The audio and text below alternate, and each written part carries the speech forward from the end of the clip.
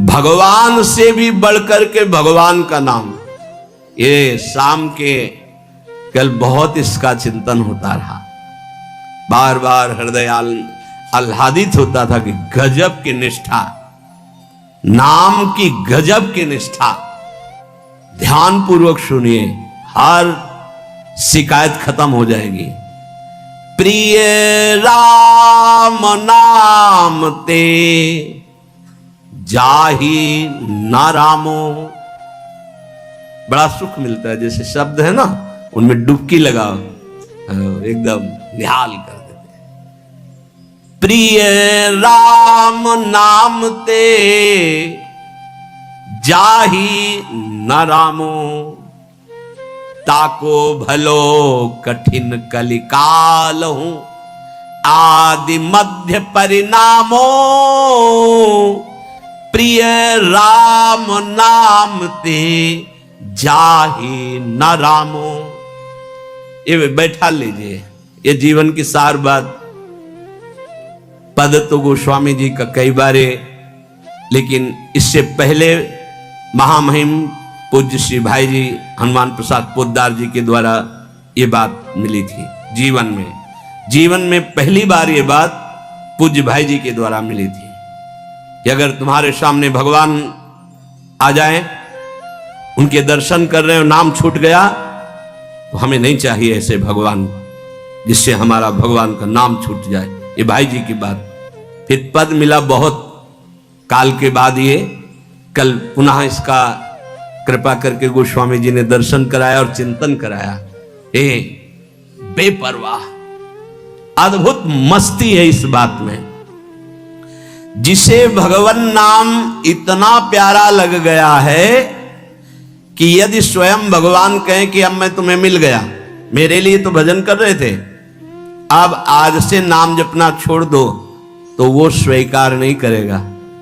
उपासक कहेगा नाम नहीं छोड़ सकता महाराज, आप आओ या ना आओ, आप जाओ या रहो, आपकी मर्जी की बात। नाम से प्रिय बढ़कर आप नहीं हो हमें। ये बात बहुत बड़ी बात। जब भगवान की बात आ गई तो ये भोगों की बात क्या रह जाएगी भाई। ये पद प्रतिष्ठा रुपया पैसा, अभी नाम का स्वाद ही नहीं चखा। ये ताको भलो कठिन कलिकालो, आज मध्य परिणामो। आज कल परसों हर समय परमानंद बना रहेगा। एक कलयुग कुछ नहीं बिगाड़ सकता। यदि जिह्वा में ऐसा प्यार उदय हो गया कि मुझे नहीं चाहिए और कुछ, जो हमें नाम छोड़वा दे वो कुछ संसार की पद प्रतिष्ठा तो जाने दो, हमें भगवान से भी नहीं मिलना। यदि वो आ जाए और नाम छूट जाए तो मुझे उनका आना नहीं। प्रिय राम नाम ते जाहि न रामो। ये बहुत बड़ी बात है, ये जन साधारण नहीं समझ सकते। बहुत बड़ी बात। कैसे छूटेगा फिर नाम, सोचो कैसे छूटेगा।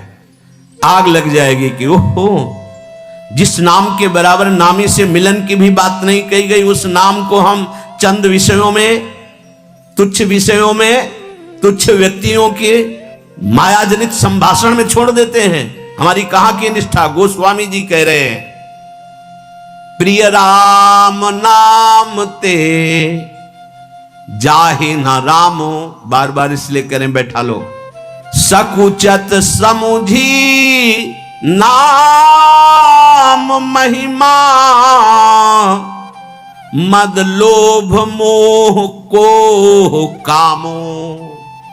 राम नाम जप निरत सुजन पर, करत छाह घोर घामो।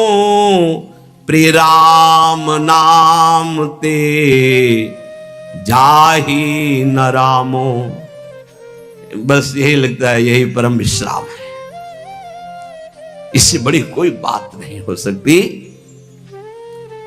राम जी मिल जाए और वो कहें कि हमारा नाम छोड़ दो, अब हमें स्वीकार करो, हम तो मिल गए ना, तो वो उपासक भगवान से कह देगा आप चले जाइए। जिस नाम के बल से आप हमारे पास आए उस नाम को मैं नहीं छोड़ सकता। आप कभी मत दर्शन देना, कभी मत आना। आप हमें हर दुख देना पर मैं नाम नहीं छोड़ सकता। ये बात पकड़नी, ये बात पकड़नी, पकड़ लो, सब कुछ तुम्हारे अधीन हो जाएगा। मुझे आपसे मिलने की आवश्यकता नहीं है यदि नाम छूट जाए तो। यही भाई जी लिखा था प्रियालाल के लिए, राधा कृष्ण के लिए। सबसे पहले भाई जी की बात तो थोड़ी देर तो विचार चलता रहा इस विषय का कि नाम साधन है और साध्य है प्रभु। जब प्रभु को हम देख रहे हैं तो नाम भूल गए तो कौन सी बड़ी बात है, क्योंकि नाम का फल तो प्रभु ही थे। उस समय समझ में नहीं आया, बाद में समझ में आया उन्हीं महापुरुषों की कृपा से, जो आज गोस्वामी जी कह रहे हैं कि यदि कोई कहे कि तुम्हें राम मिल जाएंगे, या राम जी ही कहें कि मैं मिल जाऊंगा, मेरा नाम छोड़ दो, तो उपासक का हृदय कहेगा, नाम जापक का, कि यदि आपके मिलने से नाम छूट जाता है तो आप कभी हमसे मत मिलिए। मुझे आवश्यकता नहीं आपसे मिलने की। यदि मेरा गुरु प्रदत्त नाम छूट जाए तो आपके मिलने की आवश्यकता नहीं। उसका नाम ऐसे चलता है हृदय में, श्वास में, जिह्वा में, रोम रोम में। ऐसा अपार प्रेम उसके हृदय में प्रकट होता है, ऐसी मतवाली मस्ती होती है कि भगवान उसे कभी छोड़ ही नहीं सकते।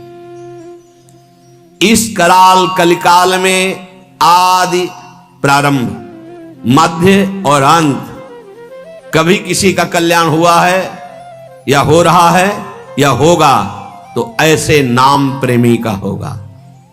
ये आदि मध्य परिणामों। अगर नाम जब चल रहा है तो जो पीछे महापुरुष हुए हैं, जो अब हैं, जो आगे होंगे, वो नाम के प्रभाव से ही है। नाम की महिमा इतनी अपार है, ध्यान दीजिए। अभिमान, लोभ, अज्ञान, क्रोध, काम, ये उसके हृदय में ही नहीं रह जाते जिसके निरंतर नाम चलने लगता है।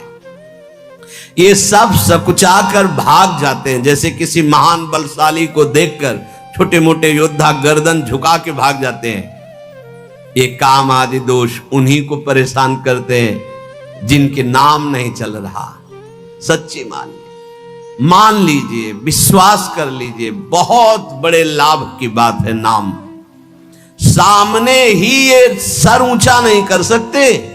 कौन बोले? नाम महिमा का ऐसा प्रभाव, मद, अभिमान, लोभ, भोगों का, पैसे का, पद का, मोह, परिवार का, क्रोध, नाना प्रकार की प्रतिकूलताओं से प्रकट होता है, और काम, ये गर्दन झुका के भाग जाएंगे यदि तुम्हारे निरंतर नाम चल रहा है।